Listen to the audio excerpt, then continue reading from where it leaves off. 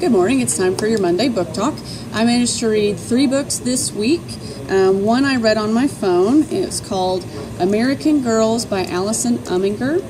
I had not heard anything about this book before I started reading it, so it was a complete and total surprise to me. It is a realistic contemporary fiction. It's about a girl who, at the beginning of the book, steals her mother's wife's credit card and buys a plane ticket to California to go stay with her sister because she's mad that they're going to make her change schools.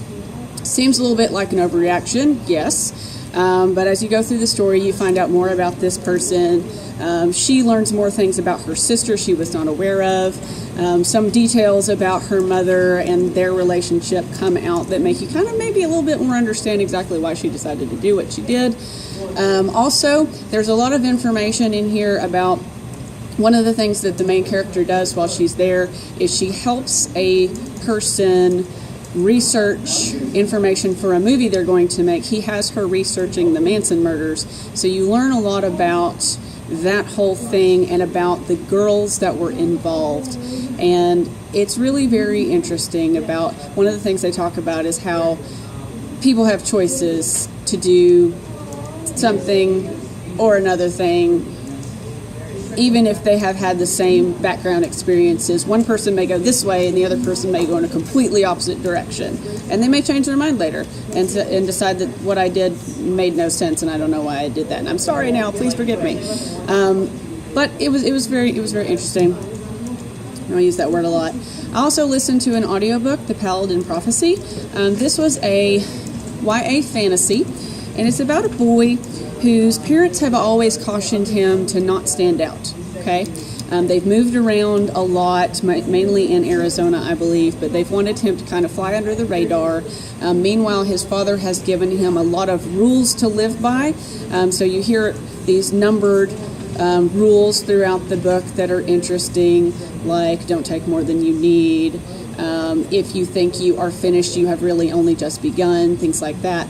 But the boy finds out that there is more to him than he realized. He can do things that he didn't know he was able to do. Kind of supernatural powers a little bit. I don't want to give too much away, but he takes a test before the book opens that he scores perfectly on without even trying.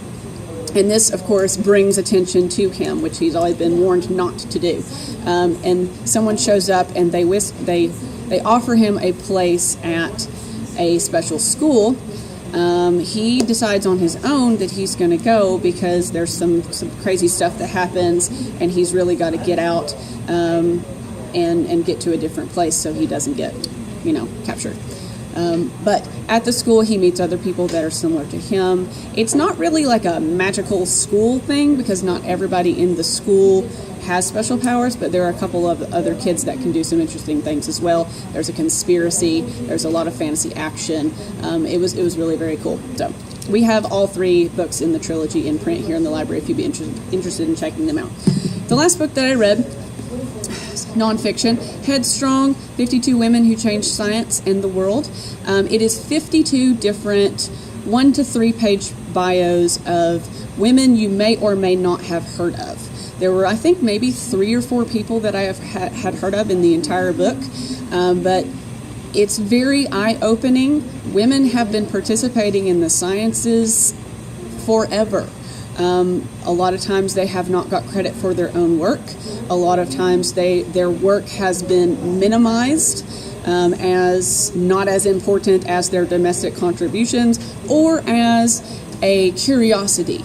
As, oh, look at this lovely lady. She's not even afraid of this arc lighting over here. That's amazing. Look at her doing the science. But this book really celebrates these women, and I would recommend science teachers, people interested in science, those of you interested in women's contributions to society, check it out. It is here in the library. It's not narrative, so you can read it in bits and pieces, but anyway, there you go. Have a nice day, and we'll see you on Thursday for our tip video.